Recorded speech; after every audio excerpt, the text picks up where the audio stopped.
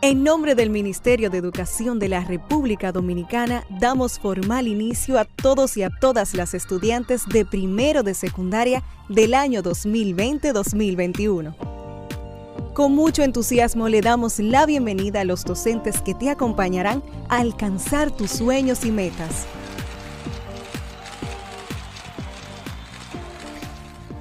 Soy Luz María Rodríguez, tu maestra de matemáticas, y junto a ti sumaremos voluntades, buscaremos soluciones y obtendremos el mejor de los resultados de lo que esperas en tu vida.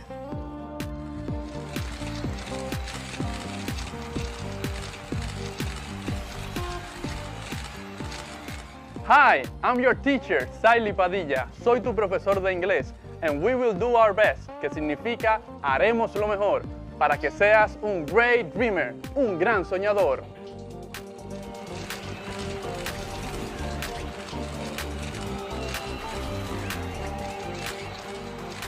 Soy Scarlett Rincón, tu maestra de lengua española, y te acompañaré a navegar con mi imaginación hacia lo épico, lo lírico y lo dramático en este viaje hacia tus sueños.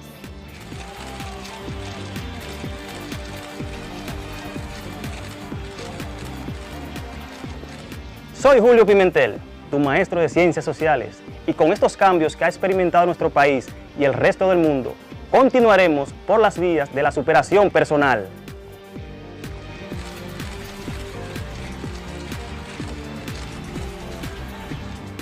Soy Isaura Peralta, tu maestra de Ciencias de la Naturaleza.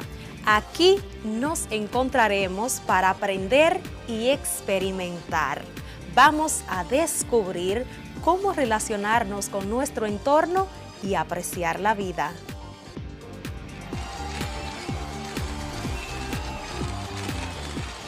Salut, ¿cómo ça va? Hola, ¿qué tal? Soy et chanson la jeunesse, tu profesor de francés, el idioma de romance. Te invito a un increíble viaje de conocimientos que nunca olvidarás. ¡Voilà!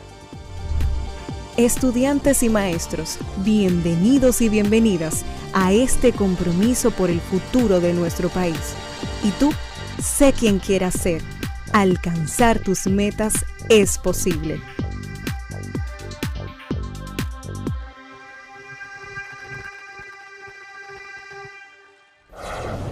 Hola, mi nombre es Carla Macier y como ustedes estoy muy entusiasmada por comenzar nuestro día de aprendizaje. Vamos todos y todas a crear las condiciones físicas y emocionales para que podamos disfrutar del progreso que es aprender. Lo importante es disfrutar el camino del conocimiento y hacer de él una fiesta. Aprender puede ser, si nos lo proponemos, una experiencia divertida y creativa.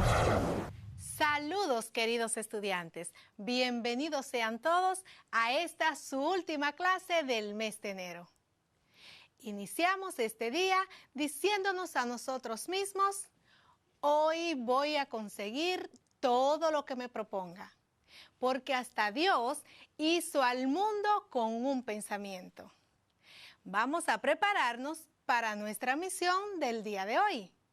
Soy Luz María Rodríguez, su maestra de matemáticas, y junto a los demás profesores repasaremos nuestros trabajos realizados en las asignaturas de Ciencias Sociales, Ciencias de la Naturaleza, Lengua Española, Inglés, Francés y, por supuesto, Matemáticas. Comencemos con los contenidos desarrollados durante la semana en la asignatura de Lengua Española, y lo que conocimos fueron los pronombres interrogativos y exclamativos. Analizamos su estructura y sus características. También aprendimos a utilizar los textos explicativos o expositivos. Conocimos también su estructura y sus características. A poner atención en este refuerzo de conocimientos. Trabaja en silencio, deja que el éxito haga todo el ruido. De esta manera, comenzamos.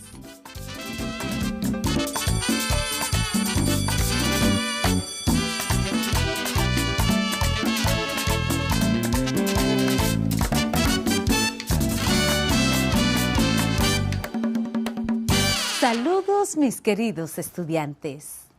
Con gran alegría les doy la más cordial bienvenida a nuestro encuentro de hoy, donde tendremos una clase súper interesante en la que aprenderás divirtiéndote. Soy su maestra Scarlett Rincón y espero que juntos en nuestra clase de lengua española de este día podamos construir muy buenos aprendizajes en torno al tema que trabajaremos hoy. Los pronombres. Los pronombres son palabras que sustituyen al nombre para evitar su repetición, es decir, señalan o representan a personas, cosas o hechos que son conocidos por el que habla y el que escucha. Dentro de las diversas clases de pronombres están los siguientes. Pronombres personales. Pronombres personales. Estos son los pronombres que pueden ocupar en un momento dado el lugar del sujeto. Así que toma nota.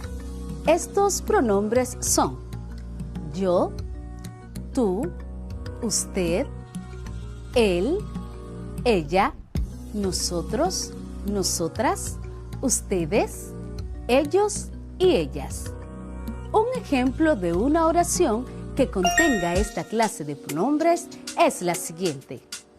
Ellos compraron muchas cosas ayer. Como pudiste identificar, la palabra ellos es el pronombre personal en la oración. Otro tipo de pronombre son los pronombres posesivos. Pronombres posesivos.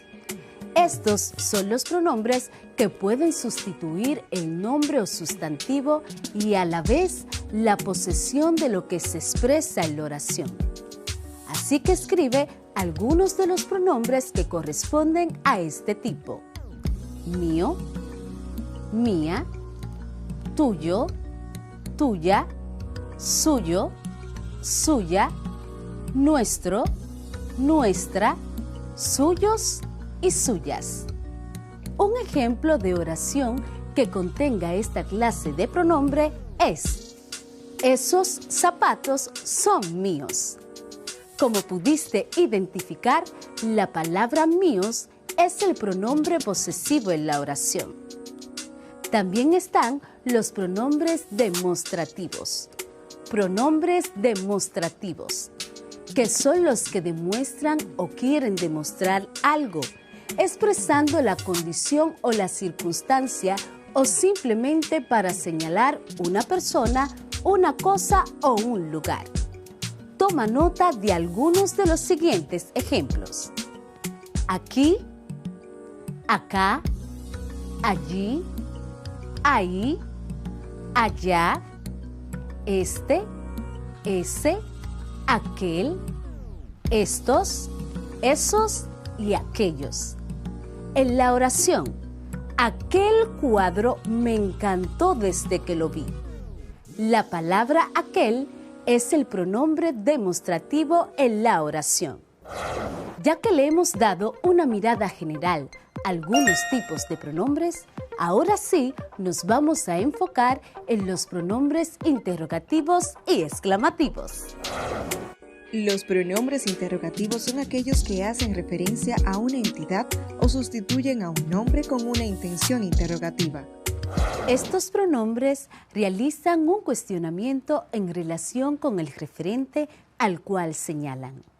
El cuestionamiento puede tener distintas implicaciones o sentidos, según el pronombre del que se trate. Recordamos que los pronombres interrogativos son los siguientes. ¿Qué? Ejemplo, ¿qué comiste ayer? ¿Cuál o cuáles? Por ejemplo, ¿cuál es tu canción favorita? ¿Quién o quiénes? Ejemplo, ¿quién tomó prestado mi portalápiz? ¿Cuánto o cuántos? ¿Y cuánta o cuántas? Por ejemplo, ¿cuántos años tiene tu hermano? En todos los ejemplos anteriores podemos saber que se trata de pronombres porque sustituyen a un sustantivo y de esta forma hacen referencia a algo o a alguien del cual preguntan una cuestión. Entonces, es importante para identificar a los pronombres interrogativos definir si está sustituyendo al nombre o no. Ahora, es importante que puedas comprender para qué y cuándo se usan esos pronombres interrogativos. Los pronombres interrogativos, quién o quiénes, se usan para hacer una pregunta sobre personas. Ejemplo, ¿de quién es ese perro? El pronombre interrogativo, qué, se usa para preguntar algo sobre las cosas. Cuando hay preposición, esta precede al pronombre. Ejemplo, ¿para qué quieres el vaso? Para es la preposición, por eso precede al pronombre que. El pronombre que también siempre pide una definición o explicación. Ejemplo, ¿qué es eso? Los pronombres cuál o cuáles siempre piden una selección de una lista real o imaginaria. Por ejemplo, ¿cuáles son tus clases favoritas? Si se nombran las posibilidades, antes de hacer la pregunta se usa el pronombre cuál o cuáles. Si primero se hace la pregunta, entonces se usa el pronombre que. Por ejemplo, tengo una manzana y una naranja. ¿Cuál prefieres? En caso de que primero haga la pregunta y luego las posibilidades, entonces el pronombre a utilizar es que. Por ejemplo, ¿qué prefieres? ¿Una manzana o una naranja? Los pronombres cuánto, cuánta, cuántos o cuántas se usan para preguntar sobre una cantidad. Por ejemplo, ¿cuántos tíos tiene Pamela?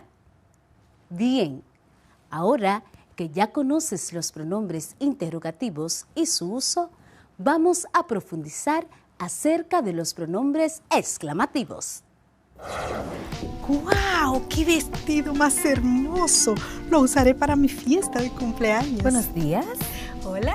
Bienvenida a nuestra tienda. Muchas gracias. ¿Qué cuesta este vestido? 300 pesos. ¿En serio? Sí, así ¿Tan mismo. barato? Así mismo. Definitivamente me lo llevo. Muy buena opción. ¿Pudiste identificar la presencia de pronombres exclamativos en la conversación anterior? Si fue así, excelente. Los pronombres exclamativos qué, quién, dónde, cómo, cuándo, cuántos son las palabras cuya función es expresar emociones, sentimientos o reacciones como por ejemplo asombro, enfado o sorpresa.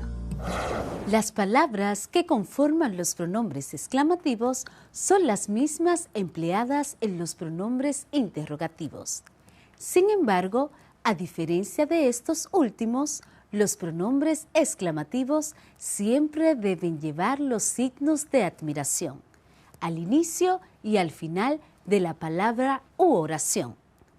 Al igual que los pronombres interrogativos, los exclamativos inician con letra mayúscula y siempre llevan tilde para que no sean confundidos con los pronombres relativos. Para comprobar lo que aprendiste en torno a los pronombres interrogativos y exclamativos, desarrollemos el siguiente ejercicio. Tú me dirás si los pronombres que voy a mencionar son exclamativos o interrogativos. Te repito, tú me dirás si los pronombres que voy a mencionar son exclamativos o interrogativos.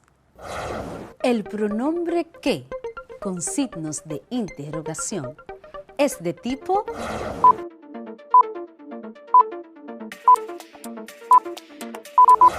interrogativo. Muy bien. El pronombre que, con signos de admiración, ¿de qué tipo es?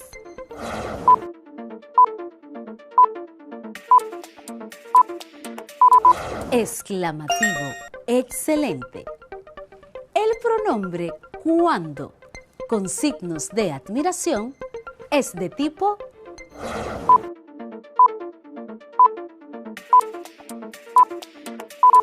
exclamativo. Muy bien. Espero que hayamos coincidido en nuestras respuestas. Estoy segura de que has aprendido bastante en torno a los pronombres, específicamente los interrogativos y los exclamativos.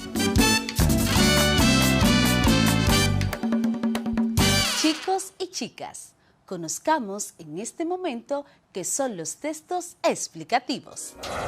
Los textos explicativos o expositivos son aquellos que brindan información sobre hechos y conceptos específicos. Su objetivo principal es difundir contenido comprensible para el receptor. Por ejemplo, la definición de un concepto en un diccionario, el concepto de los manuales de estudio o un artículo de ciencia publicado en una revista.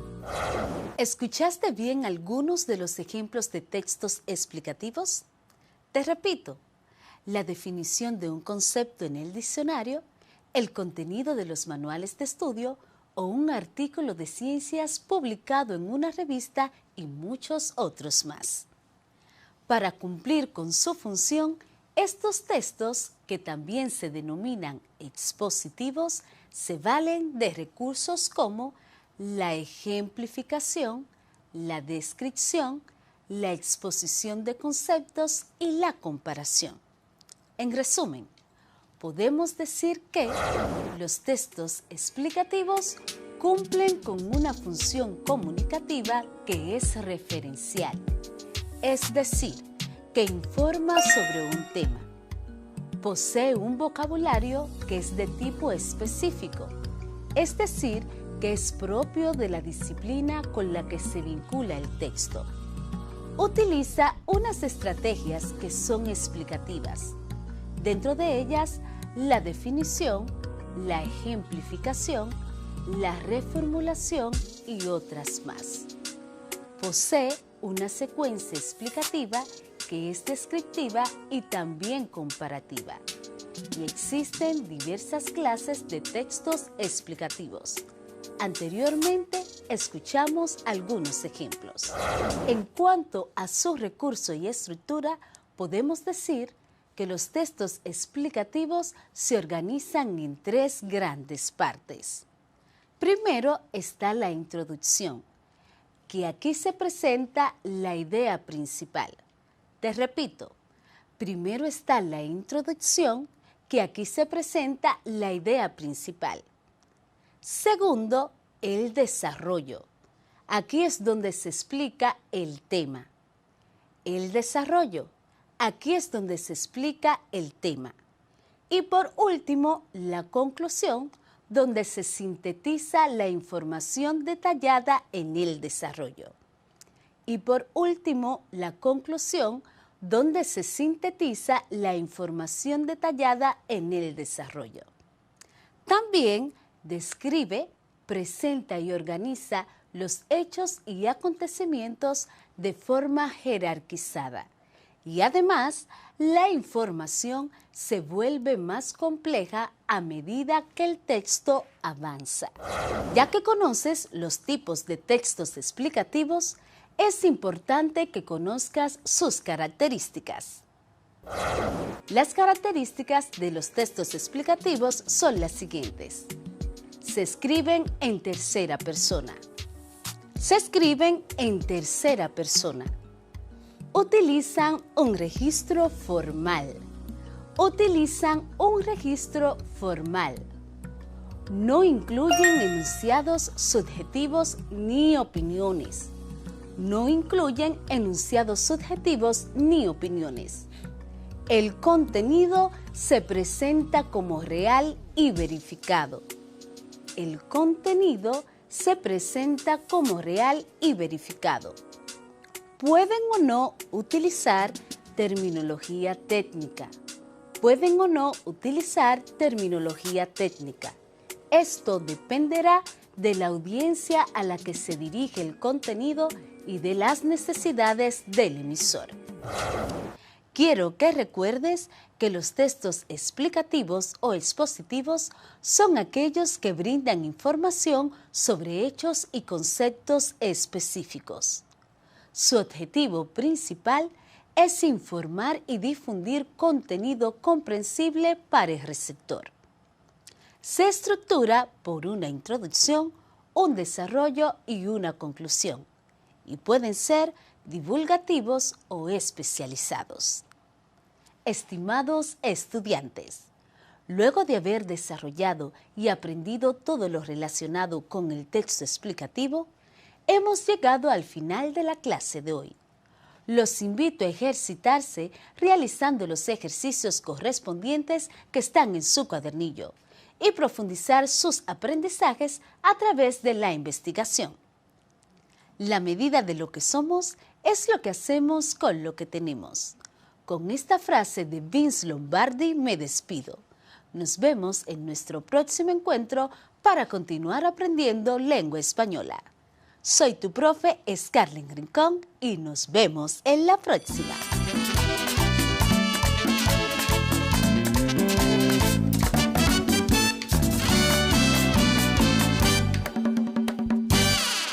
Luego de conocer los pronombres interrogativos y exclamativos, así como los textos explicativos o expositivos, pasamos de las letras a los números y las formas. Repasamos con mi asignatura Matemáticas. Aquí aprendemos nueva vez la obra del matemático y filósofo griego Pitágoras de Samos y su emblemático teorema que lleva su nombre.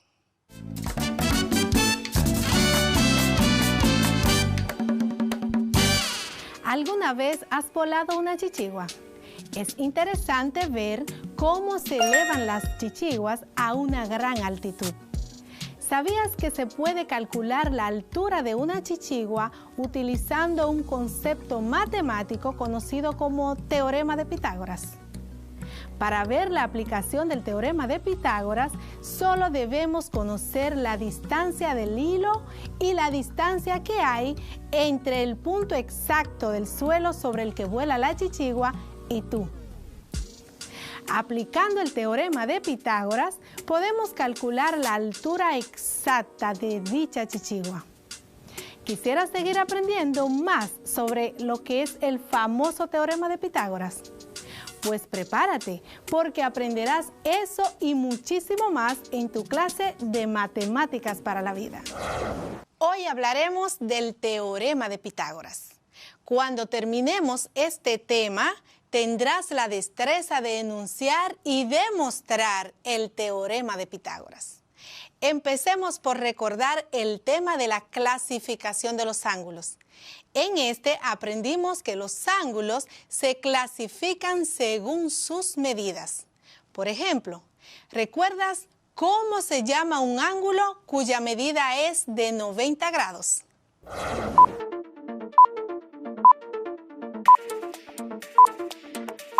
Ángulo recto. Excelente. Este ángulo recto posee dos segmentos unidos en un vértice y sus dos líneas quedarían como si fueran las manecillas de un reloj, una apuntando al 3 y la otra apuntando al 12. Así se vería un ángulo recto, es decir, un ángulo de 90 grados. Y como repasamos hoy, las rectas perpendiculares también forman ángulos rectos, es decir, ángulos de 90 grados. Entonces, si tomas las dos líneas que forman un ángulo recto y le trazas otra línea para unir sus dos extremos, se formaría una figura geométrica llamada triángulo. El triángulo que contiene un ángulo recto se denomina triángulo rectángulo. Este tipo de triángulo es el que vamos a utilizar para desarrollar y comprender el teorema de Pitágoras. Pitágoras es una de las personas más conocidas de la historia. Fue un matemático y filósofo griego que vivió entre los años 580 a.C. y 495 a.C. Hizo muchas aportaciones en diferentes ciencias como en la astronomía, la música, la filosofía y las matemáticas. Pitágoras nació en la isla de Samos. Tuvo una buena educación. Aprendió de varios maestros prestigiosos como Perequides o Tales. Algunas de sus principales aportaciones en las matemáticas son invención de la tabla de multiplicar, la construcción del pentágono regular y los 5 poliedros regulares. Descubrió la existencia de los números irracionales. En el año 535 a.C. viajó a Egipto, donde se acercó a la geometría, lo que le validó para formular el conocido teorema de Pitágoras para calcular los lados de un triángulo rectángulo. Como habíamos mencionado, para comprender mejor el teorema de Pitágoras, debemos conocer bien lo que es el triángulo rectángulo. En sentido general, los triángulos son polígonos con 3 lados. Te recuerdo, los polígonos son figuras planas, delimitadas por segmentos, es decir, por sus lados. Por lo tanto, el triángulo es una figura plana formada por 3 segmentos. Ya aprendimos que en el caso del triángulo rectángulo, uno de sus ángulos mide 90 grados. ¿Qué sucede con los demás? Los otros 2 ángulos del triángulo rectángulo siempre serán agudos. Ahora que tienes claro el concepto de triángulo rectángulo, sigamos hablando de sus partes. 2 lados de un triángulo de menor longitud son conocidos como catetos. Los catetos son los 2 lados de menor longitud del triángulo rectángulo. Te voy a repetir. Los catetos son los lados de menor longitud del triángulo rectángulo. Mientras que el lado de mayor longitud es conocido como hipotenusa. La hipotenusa es el lado de mayor longitud del triángulo rectángulo. Y te voy a repetir. La hipotenusa es el lado de mayor longitud del triángulo rectángulo. Por estas definiciones podemos asegurar que los triángulos rectángulos poseen las siguientes propiedades. Número 1. La longitud de la hipotenusa siempre resulta menor que la suma de los catetos. Te repito, la longitud de la hipotenusa siempre resulta menor que la suma de los catetos. Por ejemplo, si la longitud de la hipotenusa de un triángulo rectángulo es de 80 centímetros, la suma de la longitud de sus 2 catetos será mayor que 80 centímetros. Comprobemos esa propiedad en el siguiente caso. La hipotenusa de un triángulo rectángulo tiene una longitud de 15 centímetros. Uno de sus catetos mide 9 centímetros y el otro cateto mide 12 centímetros. Hagamos el cálculo. Sumamos las longitudes de los catetos, 9 más 12, esto nos da un resultado de 21. La longitud de la hipotenusa es igual a 15. Te pregunto, ¿es 15 menor que 21? Sí, porque la longitud de la hipotenusa siempre resulta menor que la suma de los catetos. Otra de las propiedades del triángulo rectángulo dice que la hipotenusa siempre es más extensa que cualquiera de los dos catetos. Te la voy a repetir. La hipotenusa siempre es más extensa que cualquiera de los dos catetos. Es decir, si la hipotenusa de un triángulo rectángulo es de 80 centímetros, cada uno de los catetos es menor que 80 centímetros. Comprobemos la propiedad en el caso anterior. La hipotenusa mide 15 centímetros. Uno de los catetos es de 9 centímetros. ¿Es 15 mayor que 9? Sí, porque la longitud de la hipotenusa siempre es más extensa que cualquiera de los dos catetos. En el mismo ejemplo, el otro cateto mide 12 centímetros. ¿Es 15 mayor que 12? Sí, porque la longitud de la hipotenusa siempre es más extensa que cualquiera de los dos catetos. Los puntos principales que aprendimos hoy fueron el triángulo rectángulo, que es aquel que tiene un ángulo interior y es recto, es decir, mide 90 grados. Los otros dos ángulos del triángulo rectángulo siempre serán agudos, es decir, que serán menores de 90 grados. Los triángulos rectángulos cumplen las siguientes condiciones. La longitud de la hipotenusa siempre resulta menor que la suma de los catetos. La hipotenusa siempre es más extensa que cualquiera de los dos catetos. Y por supuesto, también se cumple el teorema de Pitágoras, el cual señala que el cuadrado de la hipotenusa es igual a la suma de los cuadrados de los catetos. En la próxima clase aprenderás a comprobar el teorema de Pitágoras, así como encontrar el valor de la hipotenusa de cualquier triángulo rectángulo. Hemos concluido por el día de hoy.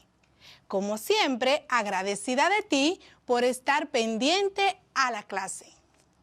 Se despide de ti tu profe Luz con la siguiente frase.